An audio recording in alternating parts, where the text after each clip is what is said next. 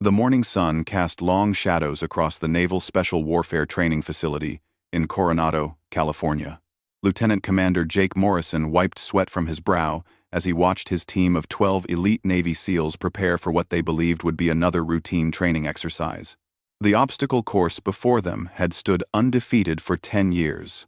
Its record time of 4 minutes and 32 seconds, set by a legendary SEAL who had since retired to civilian life. Morrison's team, known as Team 7, had been preparing for this moment for months. They were among the most elite warriors in the world, handpicked from thousands of candidates who had endured the grueling basic underwater demolition, SEAL training. Each man had proven himself in combat zones across the globe, from the mountains of Afghanistan to the deserts of Iraq. Their reputation preceded them wherever they went. The obstacle course was no ordinary challenge. It consisted of 23 different stations, designed to test every aspect of a SEAL's capabilities. There were rope climbs that stretched 40 feet into the air, underwater swimming sections that required breath control beyond normal human limits, precision shooting ranges where milliseconds mattered, and puzzle-solving stations that demanded quick thinking under extreme physical stress. The course had been designed by retired SEALs and Marine Force recon specialists to push even the most elite soldiers to their breaking point. What made this particular day different was the presence of several guests who had been invited to observe the training. Among them were high-ranking military officials, defense contractors, and a few civilian specialists who worked with various government agencies. The observers sat in a shaded area, overlooking the course, sipping coffee, and discussing military strategy, while waiting for the demonstration to begin. Among these guests sat a woman in her early 30s, who seemed oddly out of place. While the other observers wore business suits or military uniforms, she dressed casually in jeans and a simple t-shirt. Her name was Sarah Chen, and according to the guest list, she worked for a civilian consulting firm that specialized in efficiency analysis for government contracts. She had shoulder-length black hair, carried herself with quiet confidence, and observed everything around her with sharp, calculating eyes. The SEALs paid little attention to the observers as they went through their final preparations. They had performed in front of audiences before, and today felt like any other demonstration.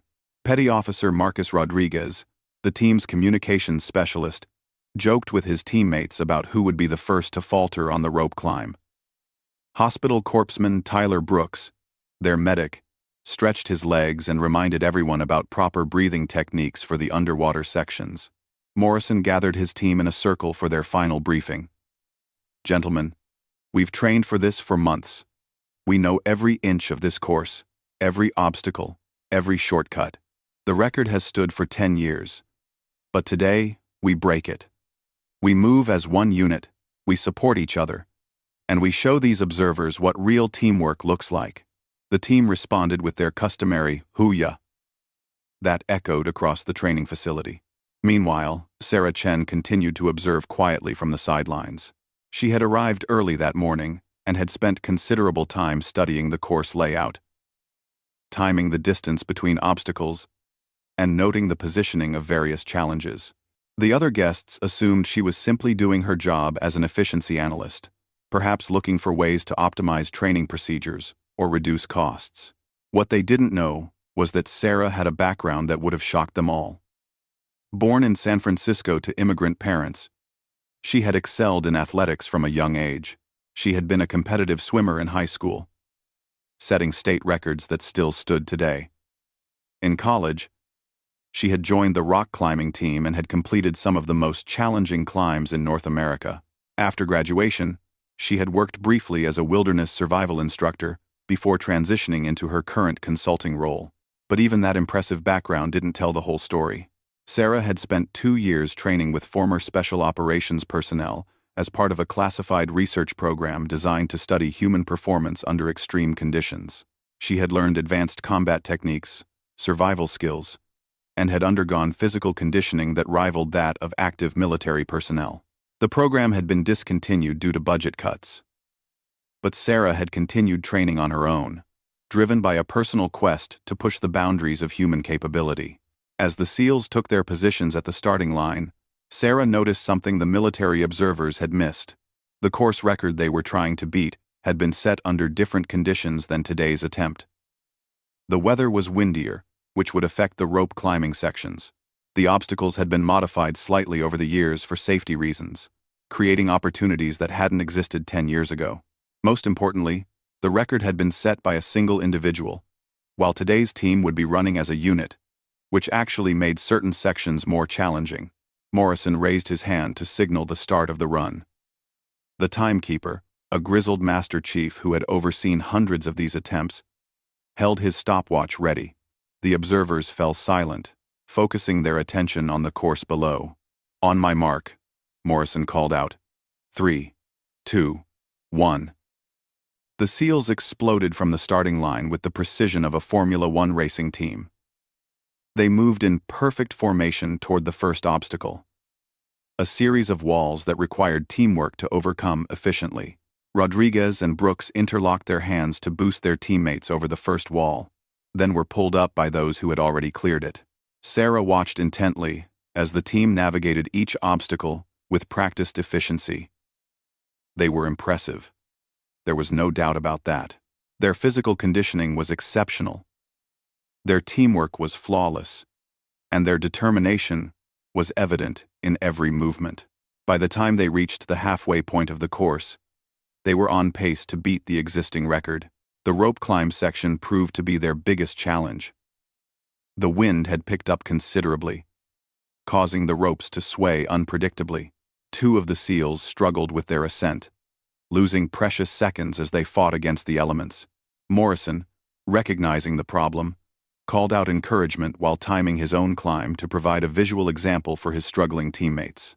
The underwater section came next, a series of pools connected by submerged tunnels that required the SEALs to swim while holding their breath for extended periods. This was where their training truly showed. Each man entered the water with confidence, disappearing beneath the surface and emerging at predetermined points like dolphins performing a synchronized routine. As they approached the final third of the course, the SEALs were still on track to set a new record, but barely. The shooting section required each team member to hit targets at various distances while their heart rates were elevated from the previous physical challenges. The puzzle-solving station demanded clear thinking despite oxygen debt and muscle fatigue. Sarah Chen shifted in her seat, her analytical mind calculating times and distances. She had been taking notes throughout the run, ostensibly for her efficiency report, but her observations went far deeper than anyone realized. She had identified at least 3 areas where the current approach could be improved, and several techniques that could shave significant time off the overall performance. The final obstacle was a combination challenge that required the entire team to work together to transport a simulated casualty over a series of barriers while under time pressure. This was where unit cohesion mattered most, where individual strength had to be subordinated to group efficiency. Morrison's team executed this final challenge with textbook precision. They rotated the carrying duties to prevent any one person from becoming overly fatigued. They communicated constantly to anticipate obstacles, and they moved with the fluid grace that comes only from extensive training together. As they crossed the finish line, the timekeeper clicked his stopwatch and stared at the display in disbelief. The entire facility fell silent as everyone waited for the announcement. 4 minutes and 28 seconds, the Master Chief called out. "New facility record." The SEALs erupted in celebration, their months of training vindicated by their success.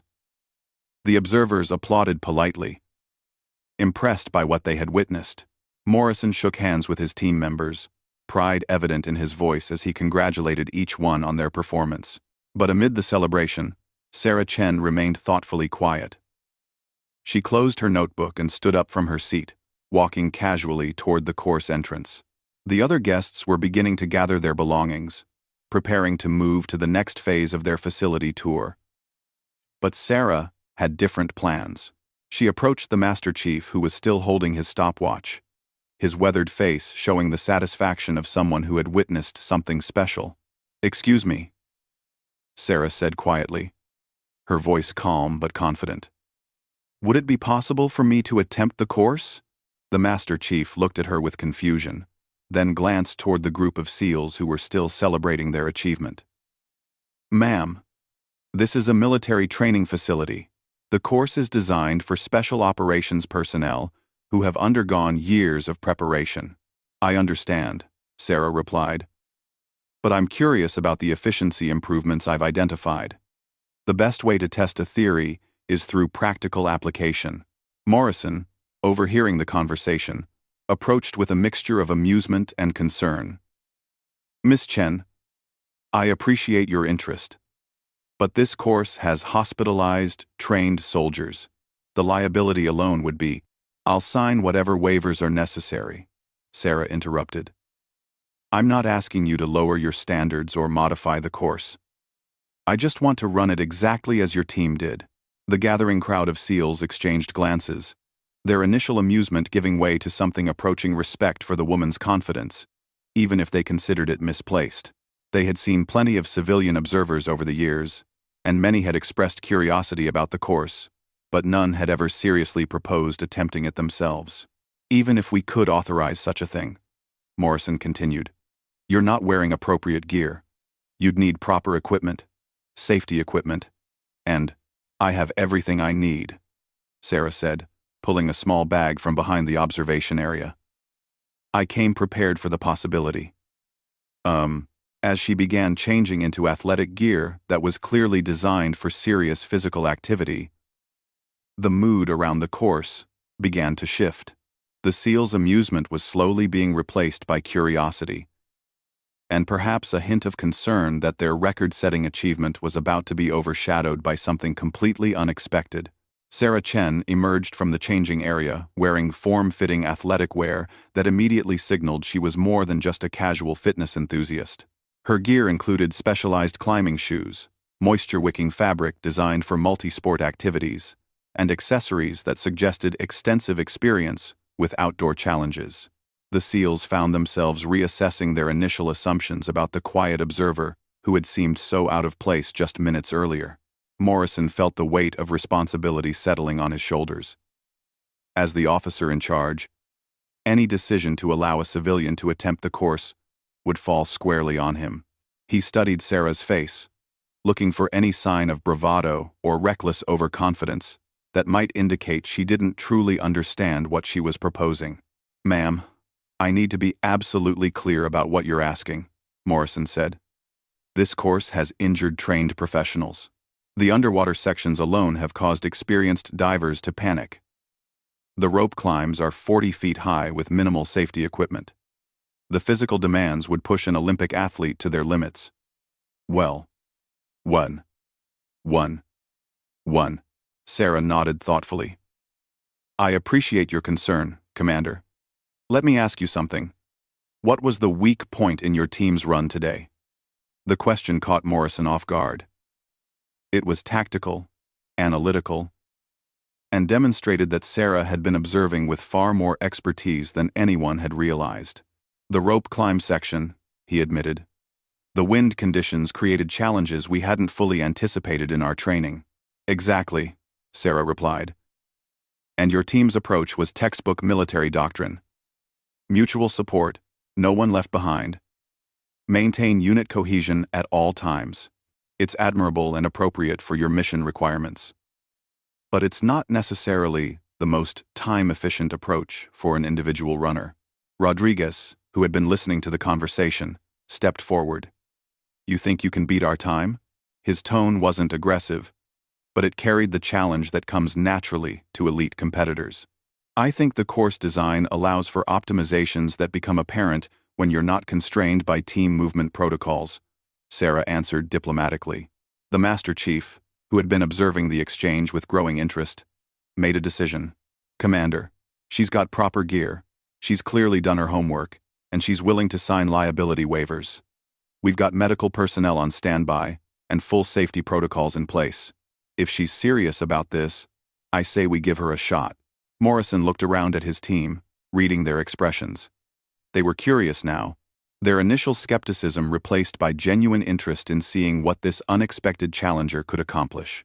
More than that, they were competitive enough to want to see their new record defended against any challenge, no matter how unlikely.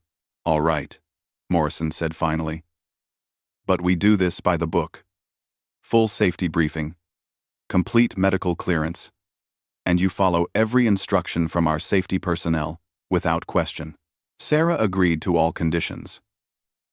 As she went through the mandatory safety briefing, it became apparent that she was already familiar with most of the procedures.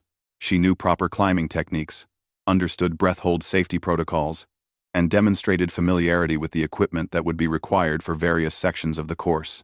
Dr. Jennifer Walsh, the facility's medical officer, conducted a quick physical assessment. Sarah's resting heart rate was that of a serious athlete. Her flexibility and balance were exceptional, and her responses to basic coordination tests suggested someone with extensive training in multiple physical disciplines. "Where did you train?" Dr. Walsh asked, as she completed her evaluation. "Various places," Sarah replied vaguely. "I've always been interested in human performance optimization." As word spread throughout the facility that a civilian was going to attempt the course, personnel began gathering to witness what most expected to be either an entertaining failure or a dangerous disaster. The betting among the lower-ranking enlisted personnel favored Sarah lasting less than 5 minutes before calling for assistance. Sarah spent several minutes studying the course one final time, walking along the perimeter and observing details that hadn't been visible from the observation area. She paid particular attention to the spacing between obstacles, the positioning of handholds on the climbing sections, and the flow patterns in the water obstacles. Morrison watched her preparation with growing respect. Whatever her background, Sarah was approaching the challenge with the methodical analysis of someone who understood serious physical competition. She wasn't treating this as a publicity stunt or a moment of impulsive bravado. "You know, Brooks," the team medic said to his teammates, "she moves like someone who's done this kind of thing before." "Done what kind of thing?" Rodriguez asked. "I don't know exactly. But look at how she's studying the course. She's not just looking at individual obstacles. She's analyzing flow, timing, transition points. That's not amateur hour thinking." Sarah completed her reconnaissance and took her position at the starting line. The Master Chief held his stopwatch ready, the same serious expression on his face that he had worn for the SEAL's record-setting run. "Ma'am, same rules apply. You call for assistance at any point, you follow all safety protocols, and you stop immediately if any of our safety personnel signal you to do so." "Understood?" "Understood," Sarah replied. Her breathing was controlled, her posture relaxed but ready. She looked like a sprinter preparing for an Olympic final. Morrison found himself genuinely curious about what would happen next. Part of him hoped Sarah would perform well enough to avoid embarrassment, while another part of him wanted his team's record to stand unchallenged. But mostly, he was intrigued by the confidence she displayed in the face of a challenge that had defeated some of the most elite soldiers in the world. "On your mark," the Master Chief called out. Sarah settled into a starting stance that was clearly practiced and efficient. The gathered crowd fell silent. Everyone focused on the woman who was about to attempt something that defied all reasonable expectations. "Execute!" Sarah exploded from the starting line with a burst of speed that immediately demonstrated her athletic capabilities. She approached the first wall obstacle differently than the SEALs had, using a technique that generated momentum to carry her over the barrier with a fluid motion that wasted no energy on unnecessary movements. The watching SEALs exchanged glances. This wasn't the stumbling effort they had expected. At the second obstacle, a series of parallel bars that required upper body strength to navigate, Sarah demonstrated techniques that were clearly borrowed from competitive gymnastics. Her movements were precise, economical, and surprisingly powerful for someone of her relatively small stature. "Where the hell did she learn to do that?" Rodriguez muttered. Sarah reached the rope climb section that had caused problems for the SEALs earlier. Instead of fighting against the wind-induced rope movement, she seemed to anticipate and use it, timing her ascent to work with the natural oscillation rather than against it. Her climbing technique was textbook perfect, the kind that comes only from extensive practice on real rock faces. The underwater section proved even more revealing. Sarah entered the water, with the confidence of someone completely at home in that environment. Her stroke technique was efficient and powerful, and she navigated the submerged passages with the ease of someone who had spent considerable time in challenging water conditions. Morrison felt his eyebrows rising as he watched the performance. "She's not just good," he said to Brooks. "She's really good." By the time Sarah reached the shooting section, she was significantly ahead of the pace the SEALs had set. More importantly, she seemed to be handling the physical stress better than expected. Her breathing was controlled. Her movements remained precise, and she showed no signs of the fatigue that typically accumulated during the course run. The shooting section required hitting targets at varying distances, while dealing with elevated heart rate and muscle fatigue from the previous obstacles. Sarah's performance here was perhaps the most surprising of all. Her shooting stance was professional. Her target acquisition was quick and accurate, and her accuracy percentage was well within the range expected of trained marksmen. "Okay, that's not normal," Rodriguez said.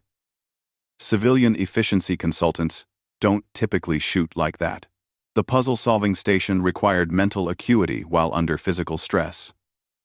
Participants had to solve a series of logic problems and memory challenges, while their bodies were dealing with oxygen, debt, and muscle fatigue. This was often where even well-trained individuals faltered, as the combination of physical and mental stress proved overwhelming. Sarah approached these challenges with the same methodical calm she had displayed throughout her run. She solved the problems quickly and accurately, demonstrating the kind of mental toughness that usually came only from extensive training under pressure. As she approached the final obstacle, the casualty carry simulation, it became apparent to everyone watching that something extraordinary was happening. Sarah wasn't just completing the course, she was dominating it in a way that defied every assumption they had made about her capabilities. The final challenge required carrying a weighted dummy over a series of barriers, while maintaining speed and efficiency. This was typically the most exhausting part of the course, where accumulated fatigue from all previous obstacles combined with the additional weight to push participants to their breaking point. Sarah lifted the weighted dummy with proper technique and began the final sequence. Her movement was still fluid, still controlled, still efficient. She navigated the barriers with the same precision she had maintained throughout the entire run, showing no signs of the deterioration that usually characterized the final stages of the course. As she approached the finish line, the Master Chief prepared his stopwatch with growing disbelief. The crowd of military personnel had fallen completely silent, everyone focused on what they were witnessing. Sarah crossed the finish line and immediately set down the weighted dummy with controlled precision. She wasn't even breathing particularly hard, and while she was clearly tired from the effort, she appeared to have significant reserves remaining. The Master Chief stared at his stopwatch for a long moment, before looking up at Morrison with an expression of complete bewilderment. "Sir," he said slowly, "I think you need to see this." Morrison approached and looked at the time display. His expression shifted from curiosity to shock, to something approaching disbelief. "That can't be right," he said. "Check the stopwatch. Run the calculation again." The Master Chief double-checked his equipment and recalculated the time. "Sir, unless this equipment has malfunctioned, she just completed the course in 3 minutes and 54 seconds. The silence that followed was complete and profound. Sarah had not only beaten the SEAL's new record, she had shattered the previous record by more than 30 seconds, completing the course faster than anyone in the facility's 10-year history. As the implications of what had just happened began to sink in, Morrison found himself staring at Sarah Chen with a completely different understanding of who and what she might actually be. The silence stretching across the training facility was so complete that the distant sound of waves from the Pacific Ocean seemed unusually loud. Every person present struggled to process what they had just witnessed. Sarah Chen, the quiet civilian observer who had been dismissed as just another efficiency consultant, had not only completed the most challenging obstacle course in naval special warfare training, but had obliterated a record that had stood unchallenged for a decade. Morrison's mind raced through possible explanations. Equipment malfunction seemed most likely, but the Master Chief was already checking and rechecking his timing equipment. Multiple backup timers confirmed the same impossible result. The course itself hadn't been modified. The weather conditions were actually more challenging than during the SEAL's run, and there had been no shortcuts or rule violations. Sarah stood near the finish line, breathing steadily but not appearing particularly distressed by her effort. She accepted a towel from Dr. Walsh and began cooling down with stretches that demonstrated the kind of flexibility that comes from years of dedicated training. "Ma'am," Morrison said, approaching her with a mixture of respect and confusion. "I think we need to have a more detailed conversation about your background." Sarah looked around at the gathered crowd of military personnel, all of whom were staring at her with expressions ranging from amazement to suspicion. She seemed to consider her options carefully before nodding. "I suppose my cover story has become somewhat inadequate," she said with a slight smile. Rodriguez stepped forward, his competitive nature overriding diplomatic protocols. "Cover story? Who are you?" "Exactly. My name really is Sarah Chen. And I do work for a consulting firm," she began. "But that's not the complete picture." Morrison gestured toward a nearby building. "Perhaps we should continue this conversation somewhere more private." Once inside a small conference room, Sarah accepted a bottle of water and settled into a chair with the controlled grace that everyone was beginning to recognize as characteristic of her movements. "3 years ago," she began, "I was recruited for a joint military-civilian research program called Project Apex. The goal was to study human performance optimization under extreme conditions, specifically to understand the upper limits of what's achievable through advanced training techniques, combined with scientific analysis of human biomechanics and psychology." Dr. Walsh leaned forward with interest. "I've heard rumors about programs like that, but I thought they were mostly theoretical." "Nut. They were very real and very classified," Sarah continued. "The program recruited individuals from various backgrounds: former athletes, wilderness survival instructors, academic researchers, and a few people from military special operations who had been medically retired due to injuries but retained their expertise." Morrison was beginning to understand. "You were studying our training methods." "Among others, we analyzed training programs from Navy SEALs, Marine Force Recon, Army Rangers, Air Force Pararescue, and several Allied Special Forces units. But we also studied Olympic athletes, professional extreme sports competitors, and traditional martial artists from various cultures." Sarah took a drink of water before continuing. "The theory was that military special operations had optimized for certain specific requirements: team cohesion, adaptability under combat conditions, psychological resilience in life-threatening situations. These are absolutely critical capabilities, but they're not necessarily identical to pure physical performance optimization." Brooks nodded thoughtfully. "So you were trying to find the difference between being an effective soldier and being optimized for specific physical challenges." "Exactly. Your team's approach to the obstacle course was perfect for maintaining unit cohesion and ensuring no one was left behind. Those priorities make absolute sense in combat operations where individual achievement means nothing if the mission fails or teammates are lost." Rodriguez was still processing the implications. "But for individual time optimization, those priorities become limitations." "Not limitations," Sarah corrected. "Different optimization targets. When I ran the course, I could use techniques that would never be appropriate for team-based military operations. I could take risks that would be unacceptable if I were responsible for other people's safety. I could optimize purely for speed and efficiency without considering any other factors." Morrison was beginning to see the larger picture. "Budget cuts ended it 2 years ago. Most of the participants returned to their previous careers. A few of us continued the research independently, partly out of personal interest and partly because we believed the work had applications beyond military training." Sarah's expression became more serious. "But there's something else you should know. The consulting firm I work for now has contracts with several government agencies, including some that work closely with special operations units. Today wasn't just a random demonstration." The room fell silent as the implications became clear. "You were evaluating us," Morrison said. "It wasn't a question.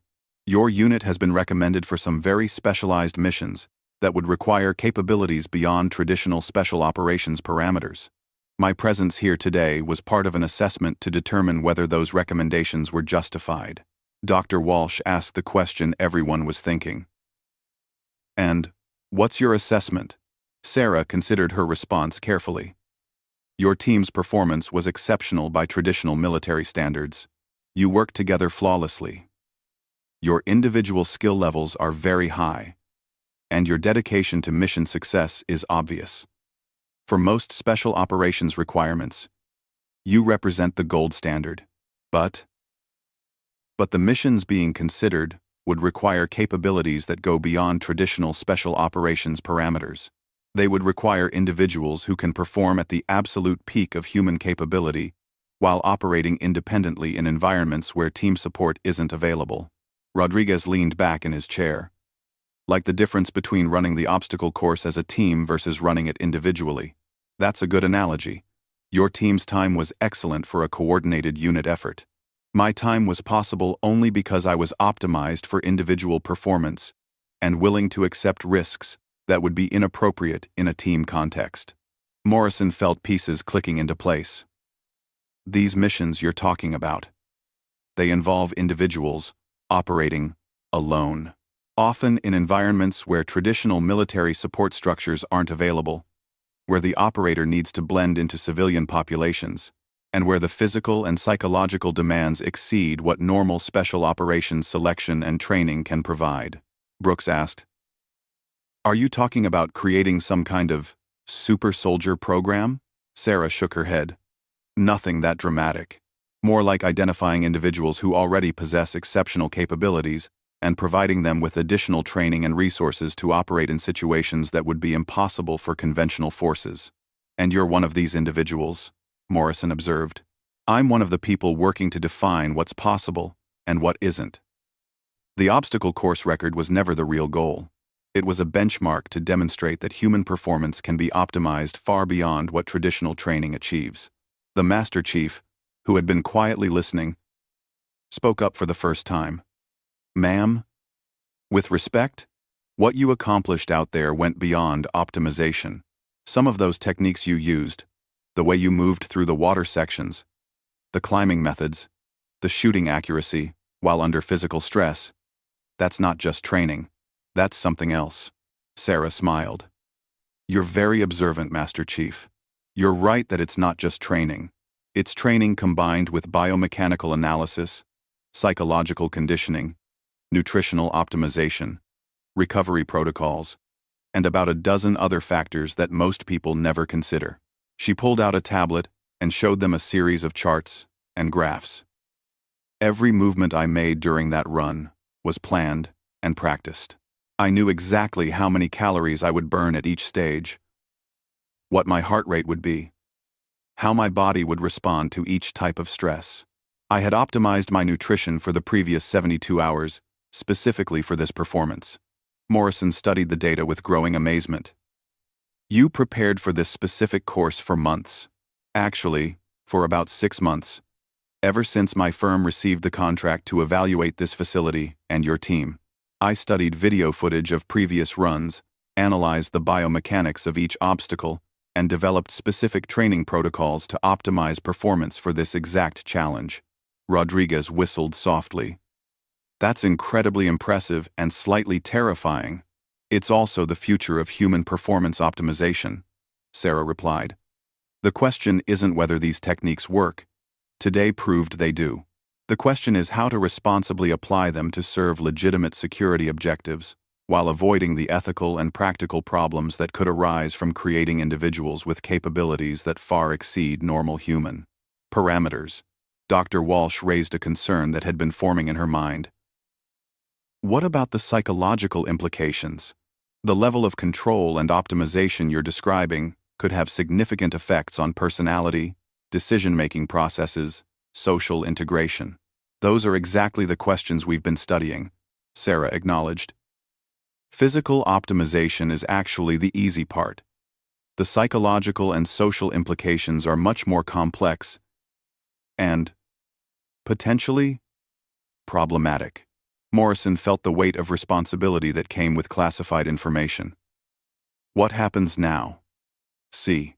Now I write my assessment report, which will conclude that your team represents the highest level of traditional special operations capability, but would require additional specialized training to operate effectively in the mission parameters being considered. R. She paused before continuing. I'll also recommend that the missions themselves be reconsidered. Having the capability to do something doesn't necessarily mean we should do it. Rodriguez asked. What about you? What's next for someone with your capabilities? I continue the research, continue trying to understand the boundaries of human potential, and continue asking whether pushing those boundaries serves any useful purpose beyond satisfying curiosity. Sarah stood up and gathered her materials. I want to thank you all for your professionalism today.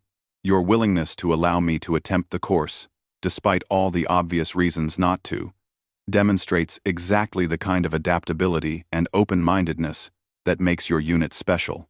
Morrison walked her toward the door. Miss Chen, if you don't mind me asking, what was your background before Project Apex? Sarah paused at the threshold. I was a competitive athlete who couldn't quite make it to the Olympics. So I decided to find out how much faster, stronger, and more capable a human being could actually become with the right training and scientific support. And what did you discover? That the limits we accept are usually much lower than the limits that actually exist. But I also discovered that being capable of extraordinary things doesn't necessarily make life better or more meaningful. As Sarah walked away from the facility, the SEALs stood watching through the conference room window. They had begun the day confident in their abilities and proud of their new record. They were ending it with a completely different understanding of human potential and their place in the spectrum of what was possible. Morrison turned to his team. Gentlemen, I think we just learned that there's a lot more we don't know than we thought we knew. Rodriguez nodded. And I think we just met someone who represents a completely different category of human capability. The question is, Brooks added thoughtfully, whether that's inspiring or concerning. They continued to discuss the implications of what they had witnessed long after Sarah's vehicle had disappeared beyond the facility gates, each of them grappling with the realization that their understanding of human limitations had been fundamentally challenged by a quiet woman who had appeared to be nothing more than an efficiency consultant. The 10-year record they had worked so hard to break that morning now seemed like a small achievement compared to what they had learned was actually possible. More importantly, they had gained insight into a world of human optimization that existed parallel to their own, operating by different rules and pursuing different objectives, but capable of results that defied everything they thought they knew about the limits of human performance.